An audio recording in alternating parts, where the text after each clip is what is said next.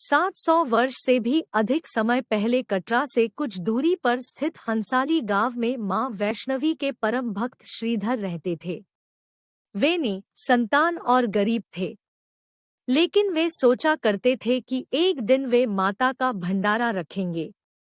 एक दिन श्रीधर ने आसपास के सभी गांव वालों को प्रसाद ग्रहण करने का न्योता दिया और भंडारे वाले दिन श्रीधर अनुरोध करते हुए सभी के घर बारी बारी गए ताकि उन्हें खाना बनाने की सामग्री मिले और वह खाना बनाकर मेहमानों को भंडारे वाले दिन खिला सके। जितने लोगों ने उनकी मदद की वह काफी नहीं थी, क्योंकि मेहमान बहुत ज्यादा थे।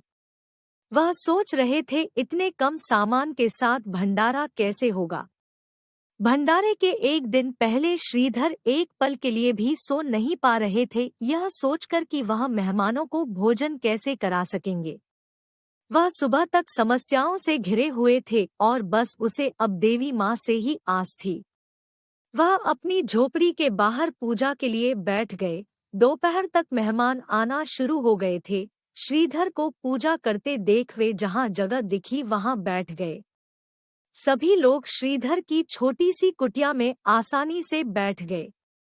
श्रीधर ने अपनी आंखें खोली और सोचा कि इन सभी को भोजन कैसे कराएंगे।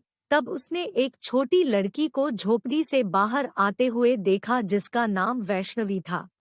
वह भगवान की कृपा से आई थी। वह सभी को स्वादिष्ट भोजन परोस रही थी। भंडारा बहुत अच्छी तरह से संपन्न हो गया था। भंडारे के बाद श्रीधर उस छोटी लड़ी वैष्णवी के बारे में जानने के लिए उत्सुक थे, पर वैष्णवी गायब हो गई और उसके बाद किसी को नहीं दिखी।